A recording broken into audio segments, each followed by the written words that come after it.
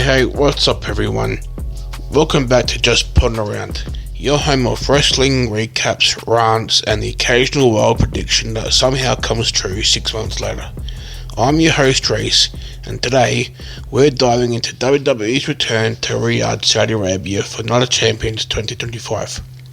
And folks, this one mattered.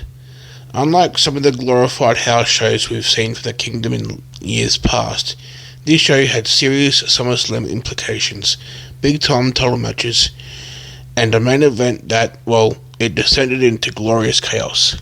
Let's get into it. We kick things off in style with the King of the Ring final. Cody Rhodes taking on his former mentor, Randy Orton. The stakes? A shiny crown and a future undisputed WWE title match. Now, this was one of those slow burn, methodical matches that built to a solid finish. Orton teased the old school punt, grabbed a steel chair, did some classic Viper nonsense, but Cody, showing off those wrestling smarts, dodged the exposed turnbuckle, hit Crossroads and picked up the win. The crowd was electric for both entrances. By the way, one little oddity, Cody played the aggressor while Orton fought from underneath. Not the dynamic I expected, but hey, it worked. And let's be real, Orton's seething face after the loss, chef's kiss. This feud's far from over. Seeds for a full-blown Orton heel turn have been planted, and I'm here for it. Next up, Pain. Rhea Ripley and Raquel Rodriguez beat the absolute hell out of each other in the first Riyadh Boulevard street fight.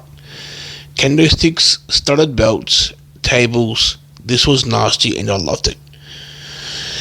Roxanne Perez tried to get involved, still trying to join the Judgment Day, but got sent packing by Ripley.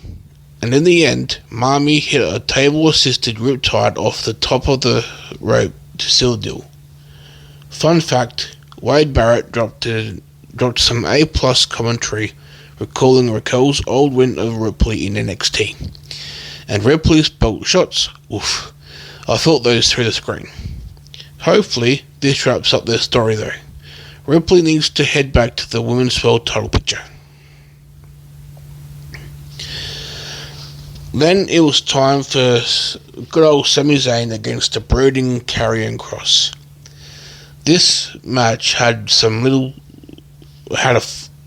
This match told a fun little story. Kross has been trying to lure Sami to the dark side for months, but Big Mouth Kross couldn't keep his trash talk in check, and Sami nailed a surprise haluva kick for the win. Solid match, but I'm hoping this story continues. Sami fighting off temptation is way more interesting than a one and done. Side note, Kross took a ton of back bumps, so all those Twitter debates about him being soft can go straight to the bin. Then came the bloodline drama. Solo Sikoa captured his first singles title, beating Jacob Fatu for the United States Championship, but it took a full-blown Samoan family reunion to get it done. We got JC Mateo, Tonga Loa, and the debut of the monstrous Hikuleo, though Cole fumbled through trying to explain which cousin was which, as we all do. Not a classic match in terms of chemistry, but the spectacle worked. And with Fatu left alone while Solo celebrated, you better believe this ain't over.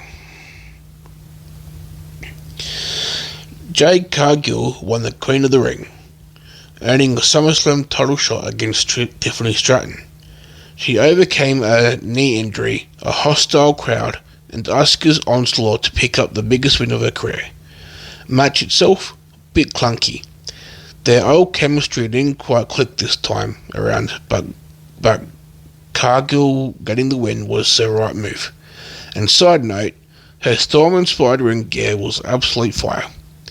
Also, can we start a conversation about how Asuka might actually be underrated? Because she delivers every damn time. Alright, main event time. Punk, Cena, one last time. And folks, they still have it. This was one of those matches where every reversal, every near fall got a legit reaction. But of course, it wouldn't be a modern main event without interference. Seth Rollins, Bron Breakker, Bronson Reed, Paul Heyman, Sami Zayn, and even Penta all got involved. Rollins cracked Punk with the Money in the Bank briefcase. Cena capitalized for the win, and chaos ensued. Punk saved face, Rollins keeps being a menace, and Cena punches his ticket to SummerSlam against Cody Rhodes. Wild finish, and I loved it. Bonus point for Cena absolutely obliterating Charles Robinson on a cash-in sprint. That's going viral if it hasn't already. Overall, one of the better steady shows WWE's done in years. Big implications for SummerSlam. The Bloodline soap opera got spicier. Rollins is out here causing havoc, and the crowd in Riyadh was hot all night. Was it perfect? Nope, but it mattered, and sometimes that's all you need. Alright folks, that's the Night of Champions 2025 recap. If you dug this breakdown, be sure to subscribe, leave a review, and hit me up on socials with your favourite moment from the show. I'll be back soon with a lead up to Saturday Night's main event and Evolution, as well as All In Texas. So be sure to catch Shem when I drop them.